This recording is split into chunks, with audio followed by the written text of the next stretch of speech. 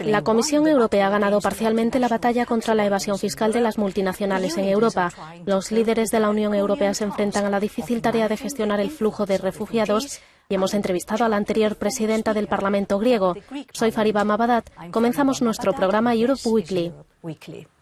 La Comisión Europea ha impuesto multas a Starbucks en Holanda y Fiat en Luxemburgo por haberse beneficiado de ventajas fiscales y no cumplir con la normativa europea. El Ejecutivo considera que estos acuerdos son ilegales. Hemos hablado con la comisaria responsable de este asunto. La Comisión Europea ha multado a Starbucks en Holanda y Fiat en Luxemburgo por beneficiarse de los acuerdos fiscales que mantenían con estos países. Tendrán que devolver entre 20 y 30 millones de euros cada una, impuestos que no han pagado. En Luxemburgo muchos de estos acuerdos se firmaron cuando Jean-Claude Juncker, actual presidente del Ejecutivo Comunitario, era primer ministro del país. De este asunto hemos hablado con la comisaria europea de competencia. No especulo mucho sobre el pasado. Creo que nuestras investigaciones pueden cambiar el futuro para asegurarnos que todas las compañías contribuyen con su parte justa de impuestos. Así que no se trata solo de algunas empresas, sino de todas, y trabajando con el Parlamento y con los Estados miembros lo conseguiremos. Starbucks y Fiat son las primeras compañías multadas dentro de un proceso más amplio. El Ejecutivo Comunitario también investiga a Apple y a Amazon en Irlanda y a grandes firmas en Bélgica. Además, la comisaria ha pedido información a varios países como España para analizar si los marcos fiscales que ofrecen a las empresas violan la libre competencia. Más de 10.000 refugiados entran en Eslovenia cada día y el gobierno de este pequeño país de la Unión Europea está desbordado. Por eso, el presidente de la Comisión Europea ha convocado una cumbre de urgencia este domingo. Mientras, el comisario europeo de Inmigración ha estado en Eslovenia para ofrecer ayuda comunitaria.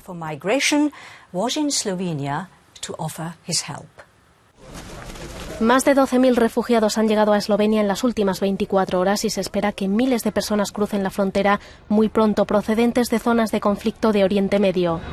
El gobierno del país ha movilizado a su ejército y ha pedido a la Unión Europea ayuda para gestionar mejor esta situación. El comisario europeo de Inmigración ha visitado este jueves el país para examinar las necesidades y acordar los detalles de la ayuda comunitaria.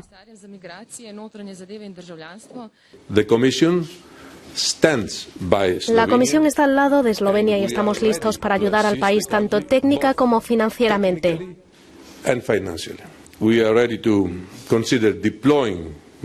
Estamos dispuestos a considerar el despliegue de equipos de apoyo si el país lo necesita para ayudar a las autoridades a gestionar los crecientes flujos migratorios.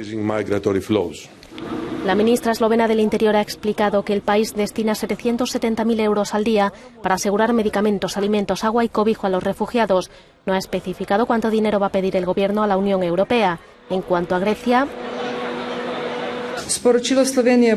Eslovenia lo ha dejado muy claro. Las fronteras exteriores de la Unión Europea en Grecia tienen que estar protegidas.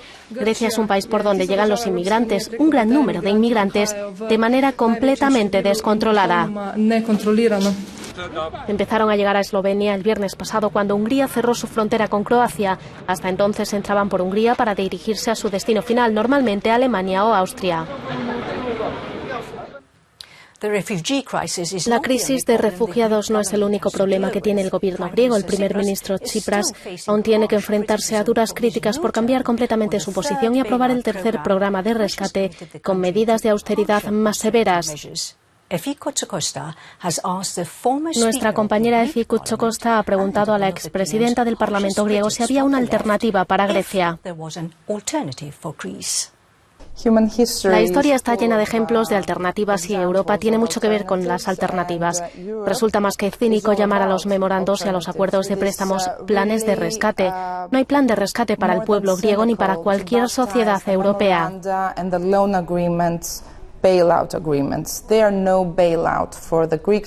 Son acuerdos de sentencias de muerte. Lo que ofrecen básicamente es más austeridad, más miseria, más desempleo y más marginación de las sociedades.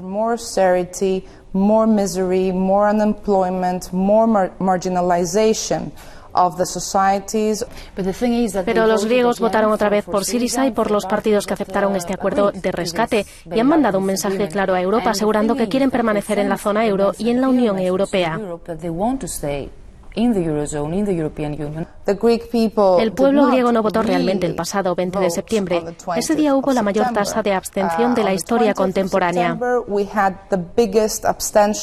Esto significa que básicamente el 50% no votó, y ese fue el resultado del total desánimo de los griegos al ver que su voto en el referéndum no se respetó y directamente se violó.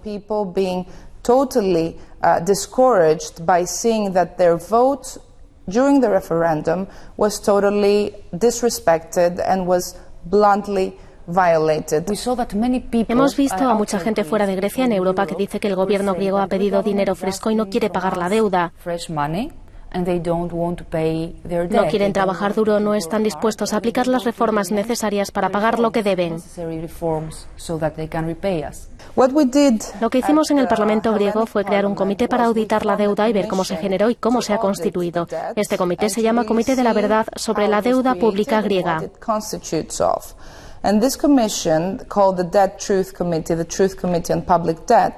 Y llegó a la conclusión de que el acuerdo de rescate era un plan para los bancos franceses y alemanes que mantenían los bonos griegos. No era un rescate que se ofreció a los griegos, nunca se ofreció a la sociedad griega. No hubo ningún rescate para la economía griega. No bailout was ever offered to the Greek society.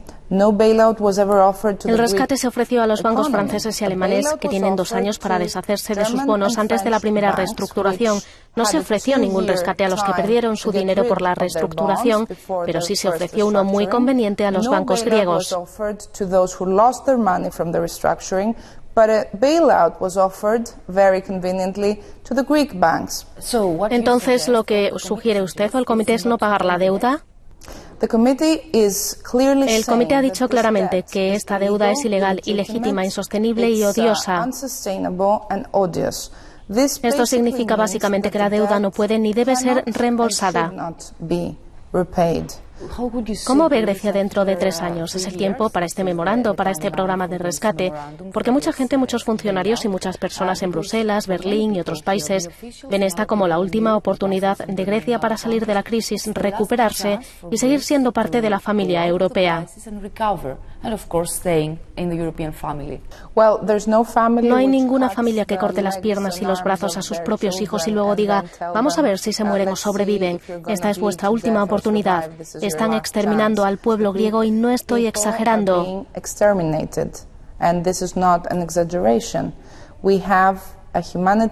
Tenemos una crisis humanitaria que equivale a un genocidio social. Diría que esta es probablemente la última oportunidad para que Europa mantenga su credibilidad y vuelva a ser un hogar atractivo para todos. Vamos a ver ahora la agenda de la semana que viene. El lunes los ministros de Exteriores de la Unión Europea se reunirán en Luxemburgo. Debatirán sin duda sobre la situación de Siria. Y en el Parlamento Europeo comienza la sesión plenaria en Estrasburgo. El jueves se dará a conocer el ganador del premio Sájarov, que se anunciará en la Eurocámara, y el domingo se celebrarán elecciones generales en Turquía. Hasta luego.